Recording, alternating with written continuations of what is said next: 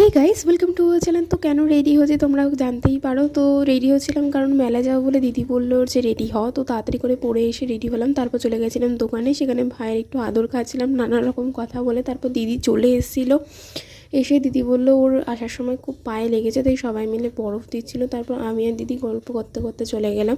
তারপর একটু চাঁদটা দেখলাম, খুব সুন্দর উঠেছে। তারপর একটু হাসাহাসি করছিলাম আর দাঁড়িয়ে পড়লাম নাগরদোলা ওঠার জন্য।